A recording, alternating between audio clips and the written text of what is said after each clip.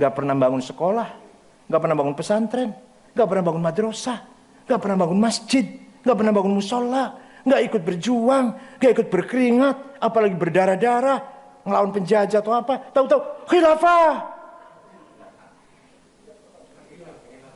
Apa?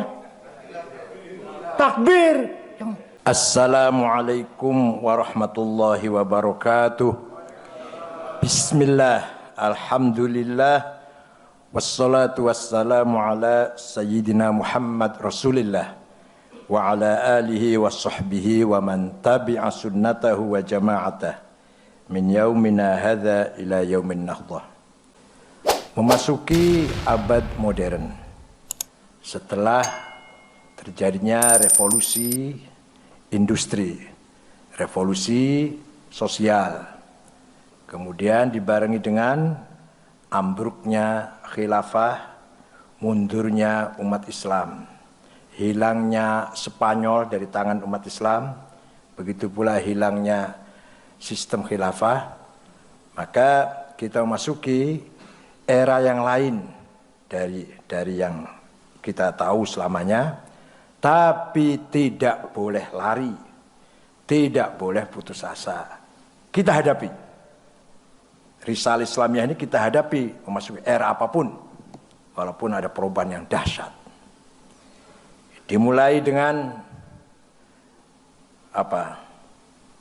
kesepakatan Perdana Menteri Inggris dan Prancis Sykes-Picot yang memberikan hadiah Palestina kepada Israel, Yahudi, agar Yahudi yang ada di mana-mana kembali ke tanah leluhurnya, Ardul Firdaus, Ardus Salam.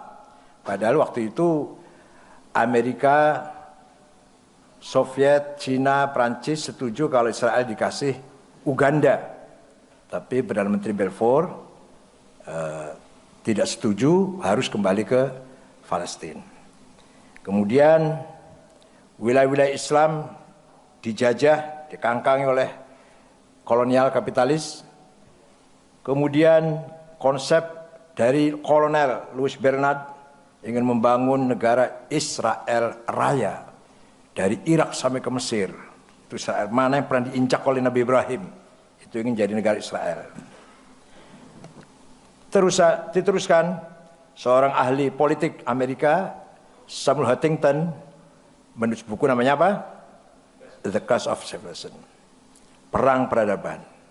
Yang menurut dia teorinya, pasca Perang Dingin, pasca bubarnya Soviet, maka identitas agama dan budaya akan menjadi faktor perang saudara, faktor konflik sesama. Berbarengan dengan George Soros melakukan langkah-langkahnya yang mengakibatkan krisis moneter, terutama di Asia, terutama Indonesia, wabil khusus Indonesia.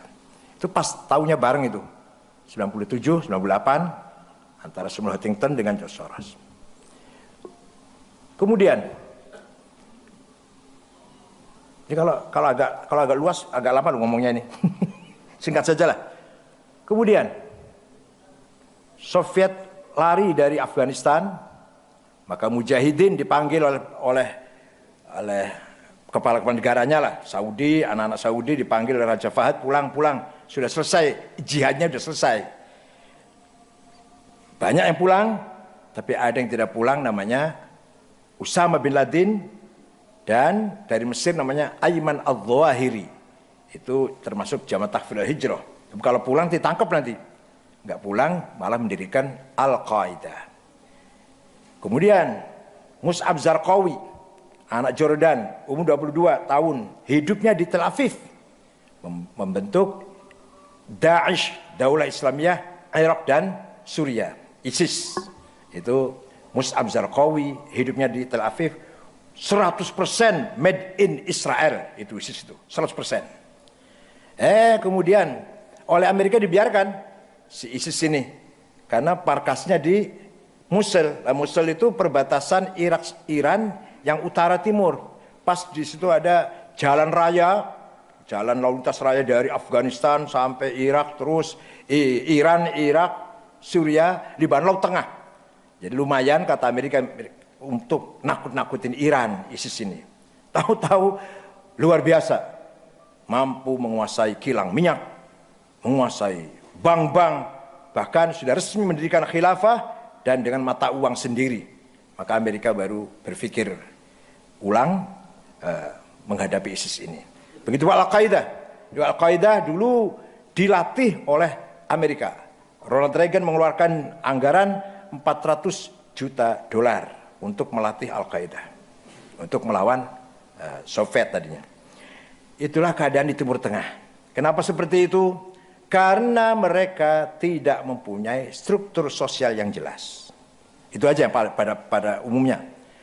Timur Tengah masyarakatnya tidak mempunyai grup-grup yang jelas. Adanya cuma suku. Alhamdulillah di Indonesia kita punya struktur sosial yang jelas. NU, tuh ketuanya, itu roisamnya, itu alamatnya, itu ideologinya, itu adiaratnya, ini programnya. Muhammadiyah, itu alamatnya di situ, ketuanya si A, programnya ini, adiaratnya begitu. Al-Irsyad dan seterusnya. Itu merupakan social grouping circle bagi masyarakat Indonesia. Jadi kekuatan sosial yang jelas, yang terang benderang. Ini merupakan modal kapital, modal sosial, kapital sosial yang paling mahal dan tidak ternilai. Di Timur Tengah itu, sekarang ini, di Afghanistan, sudah 40 tahun perang saudara. Islam semua itu 100% Muslim, 99% Sunni Hanafi, Naqsyabandiyah, tarekatnya cuma satu Naqsyabandiyah, yang 1% Syiah. Di Irak sudah 1,5 juta lebih orang mati. Kalau ada bom meledak, siapa yang ngebom? Untuk siapa? Apa tujuan maksudnya? Gak jelas. Ini lebih runyem daripada masih mendingan kalau bom meledak jelas pelakunya, jelas tujuannya, masih mending masih. Ada bom meledak di Jakarta, oh itu pelakunya, oh tujuannya ini, masih mending itu. Sekarang di Irak ini, di Suriah juga ada bom meledak. Siapa pelakunya? Apa tujuannya? Siapa yang ditarget? Gak jelas. Di sana ada ISIS, ada Al-Qaeda, ada Wahabi, ada Jabhatun Nasrah, ada sosialis Ba'ath, aktivis Ba'ath masih ingin balas dendam Saddam Hussein, membela Saddam Hussein. Ada apa lagi? Ada lagi apa? Ada Ikhwan Muslimun. Yang jelas. Jadi struktur sosial nggak jelas, yang jelas bom meledak itu jelas itu. 2 bulan yang lalu di Irak. Sholat Jumat, penuh sholat Jumat. Selesai sholat, sebagian pulangnya ke utara misalkan, sebagian pulangnya ke selatan. Jam 2 perang. Tadi sholat bareng tadi. Jam 2 perang. Ini di Indonesia alhamdulillah masih bisa kita jaga nilai-nilai budaya kita, kesatuan-persatuan kita. Di Irak sudah 1,5 juta lebih. Di Suriah sudah 500.000, di Yaman ribuan mati, anak-anak kecil, ibu-ibu kelaparan, bom di mana-mana. Saudi menyerang Yaman dengan alasan mau menyerang kelompok Syiah Al-Houthi yang di belakangnya dipegang oleh Iran dan seterusnya lah. Di Libya antara Tripoli dan Benghazi belah timur, Tripoli belah barat, masih selalu perang sama-sama Libya. Benghazi dan Tripoli. Di Indonesia beda dong, nggak seperti itu. Kenapa? Kita punya struktur sosial yang jelas. Kita punya budaya. Teologi kita dari Arab. Quran dari Arab, bahasanya Arab. Syariat kita dari Arab, sholatnya bahasa Arab, adzan bahasa Arab. Tapi budaya kita jauh lebih mulia daripada budaya orang Arab.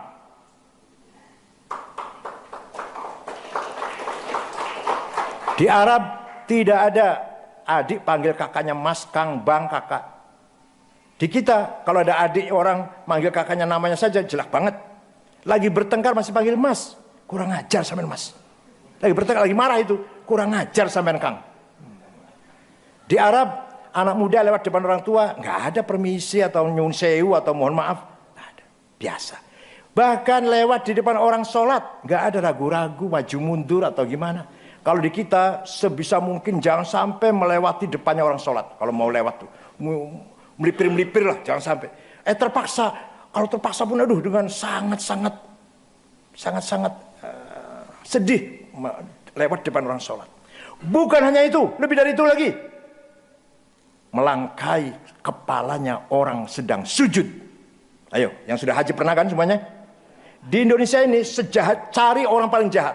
Cari orang paling jahat, Hercules lah cari itu. Berani nggak ngelangkai orang lagi sujud, kepala orang lagi sujud. Bukan karena takut banser ditempeleng, bukan. Hatinya tuh sampai hati nggak ngelangkai orang lagi sujud. Hatinya tuh loh. Bukan berarti kita takut pada polisi atau dipermasalahkan, bukan. Sejahatnya orang di kita tidak berani ngelangkai orang sholat. Orang sujud, kepala kita langkain. Itu kita masih punya budaya seperti itu. Oleh karena itu, budaya harus kita pertahankan. Padahal budaya kita sendiri yang paling cocok dengan agama Islam. Islam dari kata salam, damai, peace. Islam dari kata salamah, man salima akhuhu min yadihi walisani. Orang Islam itu orang yang temannya selamat, terjaga dari kenakalannya lah, dari gangguannya. Coba. Atau dikata taslim, jadi Islam itu selamat dan menyelamatkan. Atau taslim, menyerah total pada Tuhan. Gak mungkin diartikan selain makna itu. Tidak ada makna selain itu. Islam, salam, damai. Islam, menyelamatkan orang lain atau menyelamatkan bersama-sama. Atau taslim, menyerah kepada Tuhan. Gak mungkin ada arti lain. Bahkan Nyun Sewu, mohon maaf, di Quran tidak ada ayat yang menegaskan lapal-lapal umat Islam. Nggak ada itu. Umatan Islamiyatan, nggak ada itu. Apalagi umatan Arabiyatan, nggak ada. Yang ada umatan wasaton. Kenapa nggak ada umat Islam? Karena Quran menekankan kualitas, bukan legal formal, bukan dibenderakan umat Islam itu, tapi kualitas, peran, fungsi. Litakunu syuhada 'alan nas, bukan hanya label, bukan bendera, bukan takbir, bukan, tapi kualitas, wasaton. Fungsinya litakunu syuhada 'alan nas. Nggak ada lapal umatan Islamnya. Nah, wasatiyah tadi sudah disinggung oleh Kiai Miftah. Tidak mungkin wasaton kalau tidak cerdas. Kalau ada orang kok moderat, ya pasti orang cerdas, orang pintar, berpendidikan itu. Kalau orang nggak cerdas, nggak mungkin wasaton. Ya, karena kalau radikal itu nggak perlu cerdas. Tinggal Allahu Akbar gitu aja, ya Allah, gampang kan? Takbir, dah gampang kan? Tinggal ngomong gitu aja kok. Orang butuh ngajar, orang butuh sekolah, orang butuh kuliah, orang butuh cerdas, orang butuh hafal Quran, nggak butuh takbir gitu aja, udah selesai. Khilafah gitu, tinggal gitu aja kok. Nggak pernah bangun sekolah, nggak pernah bangun pesantren, nggak pernah bangun madrasah, nggak pernah bangun masjid, nggak pernah bangun musola, nggak ikut berjuang, nggak ikut berkeringat, apalagi berdarah-darah, ngelawan penjajah atau apa. Tahu-tahu khilafah. Apa? Takbir. Artinya apa? Artinya yang ngomong seperti itu orang yang tidak cerdas, alias jawab yang keras, alias nggak ikut berjuang. Masya Allah, Pak yang dari Telkomsel, Kiai Hasyim Asy'ari di penjara Jepang sebulan di Mojokerto. Keluar dari penjara tangan kanannya nggak bisa jalan, nggak bisa apa, nggak bisa gerak. Ditemani oleh Kiai dari Babakan Ciwaringin namanya Kang Solihin waktu itu, masih santri yang sama-sama digebuki juga oleh Jepang. Kang Solihinnya ini, Kiai Zain Mustafa dari Tasikmalaya dipenggal kepalanya, diancol oleh Jepang karena nggak mau menyerahkan hasil panen. Kiai Hamid Rusdi dari Malang diberondong peluru oleh Jepang, sudah menjadi nama jalan Hamid Rusdi, walaupun bukan pahlawan nasional, tapi di Malang sudah nama jalan Kiai Haji Hamid Rusdi. Di Lumajang Kapten Kiai Muhammad Ilyas di Lumajang. Jadi Kiai banyak korban. Tahu-tahu khilafah, takbir. Abdul Somad juga UAS itu khilafah itu. Abdul Somad UAS itu, Ustadz Abdul Somad itu solusi satu bagi umat Islam adalah khilafah. Saya punya rekamannya itu. Kadang-kadang orang lain nggak ngerti, saya ngerti. Polisi nggak tahu, saya tahu. Nah, jadi wasatiyah kualitas, cerdas, pintar, wasatiyah. Yang kedua, tasamuh, toleran. Toleran berangkatnya atau bisa toleran kalau akhlaknya mulia. Orang toleran, pemaaf, menghormati perbedaan. Pasti orang akhlaknya mulia itu. Nah, orang nggak berakhlak, yang nggak toleran. Jadi kalau ada orang yang tidak toleran berarti, oh nggak jawab ya, nggak jawab sih ya. Kalau ada orang nggak toleran berarti ada seorang sahabat namanya Hasin Al-Khazraji. Anaknya nggak mau masuk Islam, dirayu, dikandani, dinasehatin nggak mau. Akhirnya ngancam, kamu nggak mau ikut bapakmu ya, saya bunuh kamu. Ada ayah ngancam anak, meneror anak. Turun ayat Quran, la ikraha fiddin. Tidak boleh ada teror dalam agama. Itu asbabun nuzulnya ada ayah ngancam anak. Apalagi bukan ayah, bukan ponakan. Apalagi lain bangsa pula, Arab sana. Yang takbir itu Arab, kita kan bukan Arab. Rasulullah SAW itu, para kiai, yang kiai dari wilayah barangkali belum paham. Rasul bukan orang Arab, Pak. Rasul bukan Arab asli. Arab musta'aribah. Turun Ismail bin Ibrahim. Nabi Ibrahim dari Babilonia, dari kampung Ur Kildah, Babilonia, yang Raja Nabukadnezar waktu itu. Ibunya dari Hajar dari Mesir. Punya anak Ismail atau Yishmail. Yishma mendengar il atau Elohim Tuhan. Menjadi bahasa Arab Ismail. Ismail. Kalau orang Banyumas Ismail, orang Banyumas. Nah, bukan orang Arab, namanya Arab musta'aribah namanya. Yang Arab asli Arab. Quran mengatakan al-a'rabu ashaddu kufran wa nifaqan wa ajdaru alla ya'lamu hudud ma anzalallahu ala rasulih wa minal a'rabi may yattakhidhu ma yunfiqu maghrama wa yatarabbasu bikumud dawair alaihim dairatus saw. Orang Arab asli itu orang paling kufur, paling munafik, dan paling tidak ngerti hukum yang diturunkan oleh Allah kepada Rasulnya. Mereka menganggap masuk Islam itu kerugian besar dan mengharapkan Muhammad mendapatkan mara bahaya. Ya tarabbasu bikumud dawair. Di Qur'annya ada itu. Tapi jarang kayak ulama ayat ini jarang ya, takut kualat nol. Kalau bedakan, kalau Nabi Muhammad bukan Arab asli, bukan. Yang Arab asli yang paling Arab Badui yang dimaksud oleh ayat Quran itu. Nah, oleh karena itu tunjukkan di Indonesia Islamnya wasatiyah dan tasamuh, artinya apa? Cerdas dan berakhlak mulia. Tentang medsos ini, hadis Rasulullah, man ra'a minkum mungkaron, semua apalnya, semua apal itu modal utama kok itu. modal ikutan. Man ra'a minkum mungkaron falyughayyirhu bi'adillah fabilisani wa fabiqalbi wa dzakal iman. Barang siapa melihat kemungkarotan, maka harus berjuang, berusaha melawan kemungkarotan. Barang siapa melihat, kita harus melihat. Ayo, barang siapa ro'a, lah kalau nggak ro'a, kita ro'a di medsos, ujaran kebencian, fitnah, adu domba, ro'a kan? Kalau nggak punya medsos nggak ro'a, nggak punya iPhone, punya HP jadul, sudah pecah masih diikat dengan karet, ya Allah. Itu ketua NU-MPC apa? Jadi hadis ini memerintahkan barang siapa melihat ada kemungkarotan, penyimpangan, kejahatan, harus melihat. Harus, kita punya iPhone semua, kita lihat. Setelah melihat ada kemungkarotan, falyughayyirhu biyadihi. Usahakan kita lawan kemungkarotan itu. Nah, mungkar itu macam-macam. Mungkarat aqadiyah, kemungkaran akidah. Maulid Nabi bid'ah, ziarah kubur musyrik, haul bid'ah, itu kemungkaratan akidah. Harus kita lawan.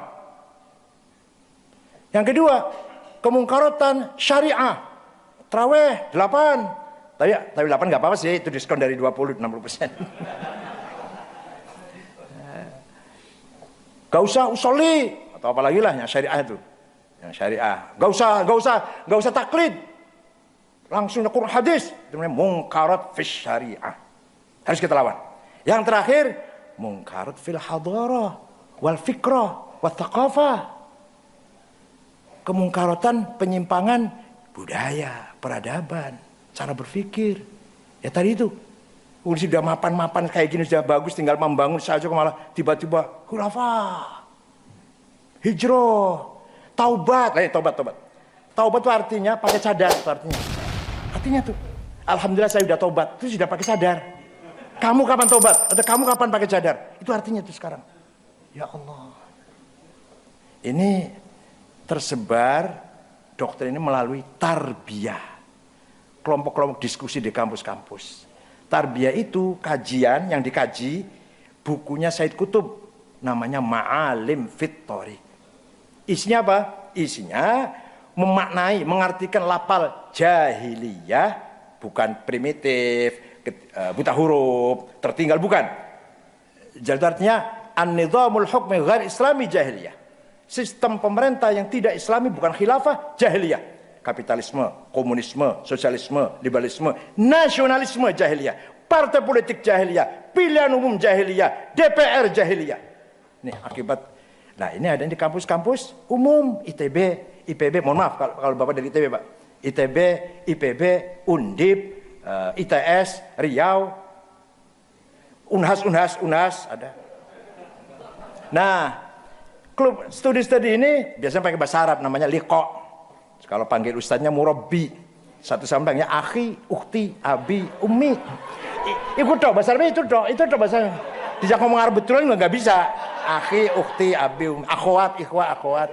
Hijrah, Islam kafah, itu Islam kafah, hijrah, taubat, pakai cadar mana taubat itu mananya. Akhi, ukhti, ikhwah, akhwat, abi, ummi, liqa, murabbi. Udah selesai bahasa Arabnya, tarbiyah. Diajak ngomong Arab betulan nggak? Lah nanti nih Mas, ini Pak, jebolan ITB, IPB, ITS nanti akan jadi. Mohon maaf, mumpung ketemu dengan Pak, jadi direktur di Telkomsel, jadi direktur di Telkom, jadi direktur di PLN, jadi direktur, jadi pejabat di Kementerian Keuangan, jadi pejabat. Maka jangan heran kalau kita lihat di Telkom, Telkomsel, Indosat, PLN, Kementerian Keuangan banyak sekali berjenggot dan celana cingkrang, jidat hitam. Mau ketemu dengan Telkomsel, saya sudah lama saya ngomong kayak gini, udah lama udah mau ketemu dengan Telkomselnya ini. Ya kalau Bapak sih enggak ini. Ya enggak Pak, banyak enggak Pak? Banyak enggak di Telkomsel? Yang cingkrang, celananya jenggot, jidat hitam, Allahu Akbar, rentet gitu.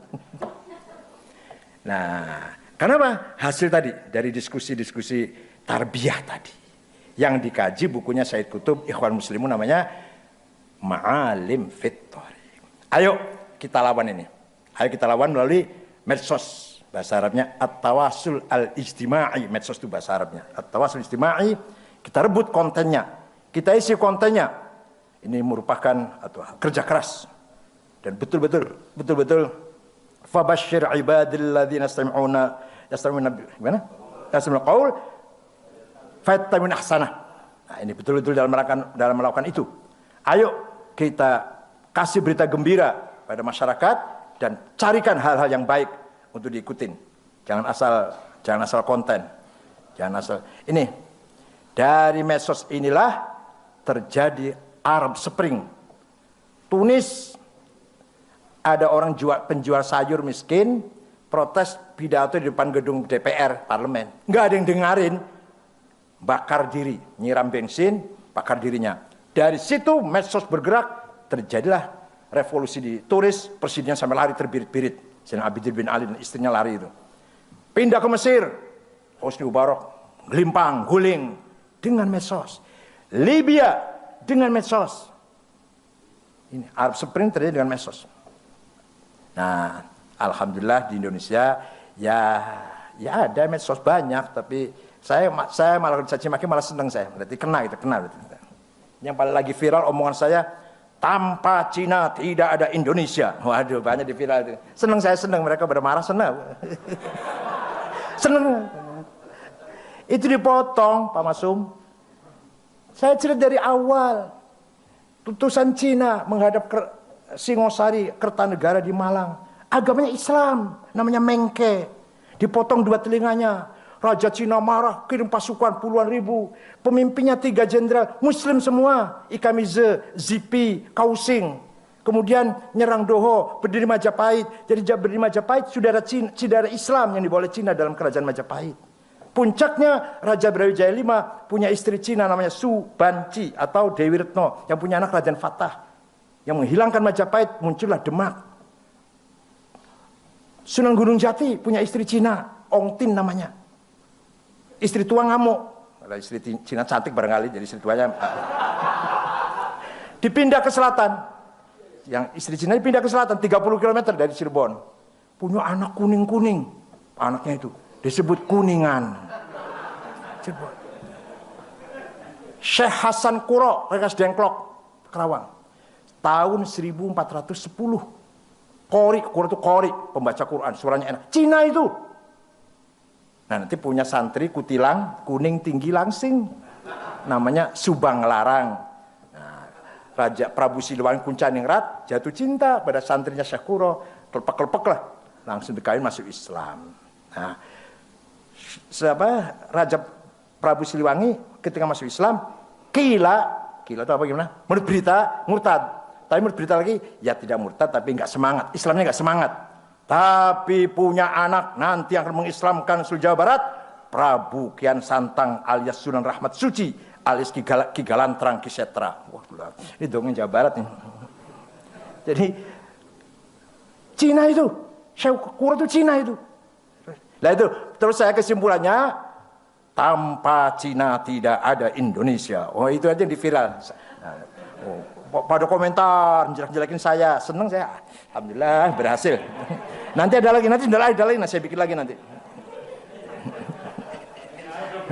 Apa? Hadirin saya hormati, selamat, terima kasih pada Telkomsel yang telah bergabung atau bergandengan tangan dengan NU. Walaupun sudah agak terlambat, ya nggak apa-apa daripada enggak. Percayalah, NU punya komitmen nasionalis religius nasionalis, misi perdamaian kemanusiaan dan misi kemasyarakatan, membangun kekuatan civil society, pendidikan, kesehatan, ekonomi lemah, memberdayakan masyarakat, mencerdaskan masyarakat tanpa pamrih, nggak ada gaji. Kiai-kiai itu nggak ada gajinya itu. Ngajar di musolanya,